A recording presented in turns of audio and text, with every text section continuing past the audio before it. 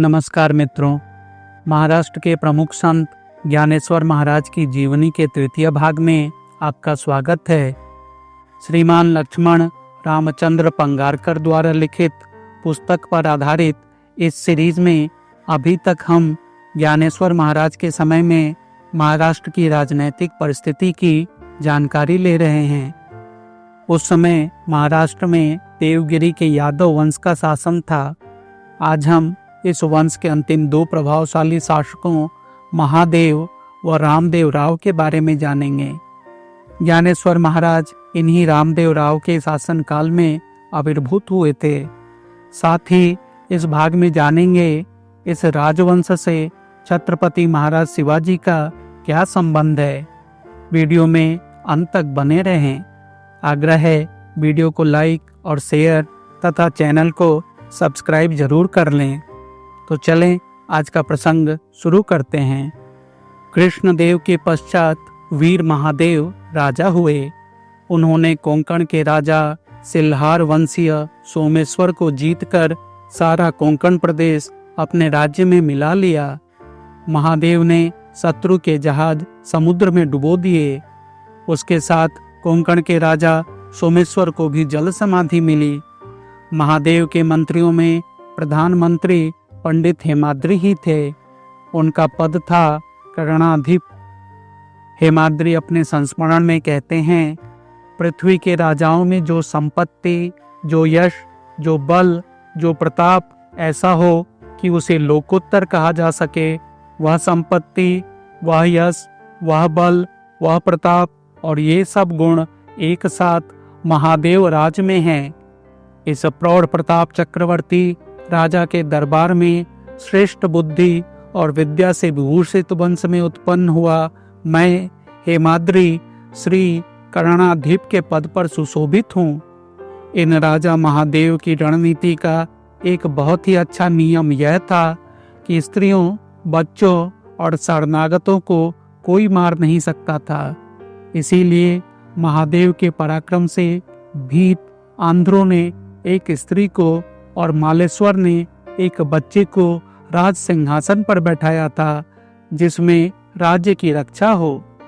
महादेव की इस व्रत से उनके हृदय की उदारता प्रकट होती है। इन्हीं जाधवों या यादवों के कुल में 17वीं विक्रम शताब्दी में जीजाबाई उत्पन्न हुई, जिनके उदर से जन्म ग्रहण करके महाराष्ट्र में स्वराज्य की पुनः स्थापना करने वाले महात्मा छत्रपति शिवाजी महाराज ने भी इस प्रकार के औदार्य में अपने पूर्वजों का जैसा अनुकरण किया वह इतिहास में प्रसिद्ध ही है। फौज के लिए छत्रपति शिवाजी महाराज का यह बड़ा कड़ा हुक्म था कि शत्रु देश में स्त्रियों और बच्चों को कोई न पकड़े, गौ भी न पकड़े। बैल केवल बोझा ढोने के काम के लिए पकड़ सकते हैं। किसी प्रकार का कहीं कोई अत्याचार न करे। यादव राजधानी देवगिरी इस समय अतुल ऐश्वर्य भोग रही थी। त्रैलोक्य की संपत्ति मानो यहीं एकत्रित हुई थी।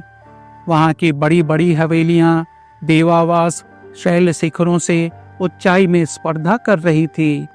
वहां के लोग उनके वस्त्रालंकार और उनके भाषण परम मधुर और चित्ताकर्षक थे। महादेव के पश्चात उनके पुत्र आमरदेव को हटाकर कृष्णदेव के पुत्र रामदेव राव देवगिरी के राज सिंहासन पर बैठे। इन्होंने 37 वर्ष राज्य किया। रामदेव राव के समय के 24 लेख इस समय मिलते हैं।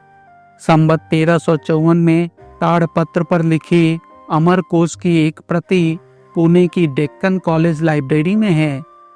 इनके समय में लड़ाई बहुत नहीं हुई, पर महाराष्ट्र में भागवत धर्म का उदय हुआ और ज्ञानेश्वर, नामदेव आदि संत रत्नों ने महाराष्ट्र को भक्ति सुख में निमज्जित किया। ज्ञानेश्वर महाराज ने ज्ञानेश्वरी के अंत में राजा रामदेव राव का इस प्रकार उल्लेख किया है। इस कलयुग में और महाराष्ट्र मंडल में श्री गोदावरी के दक्षिण प्रांत में ब्रह्मसूत्रधार श्री महालया उर्फ महालसा अथवा मोहिनी राज नामक अत्यंत पवित्र अनादि पंचकोश क्षेत्र है। इस देश पर इस समय यदुवंश विलास सकल कला निवास श्री रामचंद्र न्यायपूर्वक प्रजा पालन कर रहे हैं। उन्हीं के राज्य में यह महालसा क्षेत्र है, जहाँ मोहिनी का रूप धारण करके विराजने वाले श्री विष्णु भगवान के इस क्षेत्र में महेश अर्थात आदिनाथ शंकर की परंपरा वाले श्री निवृत्तिनाथ के शिष्य ज्ञानदेव अर्थात मैंने गीता को यह ज्ञानेश्वरी रूपी मराठी अलंकार पहनाया है। यह ग्रंथ संवत 1347 में संपूर्ण हुआ। इस अलौकिक ग्रंथ के कर्ता श्री ज्ञानेश्वर महाराज का चरित्र विस्तार के साथ आगे आने ही वाला है। संवत 1351 से देवगिरी के राज्य का प्रताप घटने लगा और संवत 1375 में राज्यांत ही हो गया। उत्तर हिंदुस्तान में दिल्ली के मुस्लिम राज्य को स्थापित हुए 100 वर्ष बीत चुके थे। दिल्ली के बादशाह का भांजा अलाउद्दीन खिलजी संवत 1351 में 8000 घुड़सवारों के साथ बरार के एलिचपुर नगर पर चढ़ आया। उस समय यह प्रदेश देवगिरी के राज्य के ही अधीन था। मैसूर की सीमा तक यादवों का राज्य विस्तार था, अर्थात रामदेव राव के समय में राज्य का बड़ा विस्तार था। परंतु इस मौके पर फौज की वह तैयारी न रही होगी और रामदेव राव तथा उनके मंत्रियों के ध्यान में यह बात भी न आई होगी कि नर्मदा के उत्तर ओर जो प्रबल मुसलमान राज्य स्थापित हुआ है वह आज नहीं तो कल हमारे लिए भी संकट का कारण होगा। उनका जमाना था, वे चमके, उनका जमाना बिगड़ा, वे भी बिगड़े। महाराष्ट्र मंडल के बुरे दिन आए। अलाउद्दीन तेजी के साथ देवगढ़ पर चढ़ाया। उसने यह बात भी उड़ा दी कि मेरे पीछे दिल्ली के बादशाह की बड़ी भारी फौज चली आ रही है। यह सुनकर रामदेव राव के सैनिक कूच कर गए। मामूली सी मुठभेड़ हुई और रामदेव राव ने अपार संपत्ति देकर संधि की। विजयी होकर अलाउद्दीन दिल्ली लौट गया। अलाउद्दीन जब बादशाह हुआ तब संवत 1363 में उसने 30,000 घुड़सवारों के साथ मलिक कफूर को देवगढ़ पर चढ़ाई करने के लिए भेजा। उसने रामदेव राव का राज्य लूटा और रामदेव राव को कैद करके दिल्ली ले गया। वहां 6 महीने कारावास भोगकर रामदेव राव लौटे, पर इसके 3 वर्ष बाद संवत 1366 में रामदेव राव की मृत्यु हुई। उनके बाद उनके बेटे शंकर देव राज सिंहासन पर बैठे। इन्होंने दिल्ली पति के पास 3 वर्ष लगातार राज्य कर नहीं भेजा। तब फिर मलिक कफूर ने संवत 1369 में देवगढ़ पर चढ़ाई की, संपत्ति लूटी, जहां तहां आग लगाई और शंकर देव मारे गए।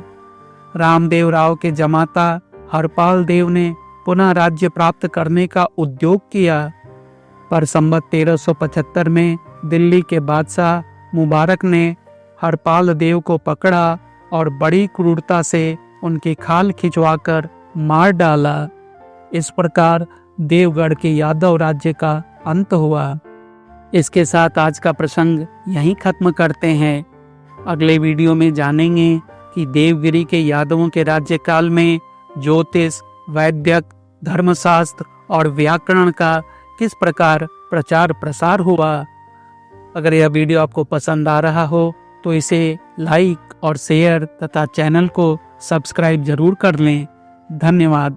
मिलते हैं अगले वीडियो में।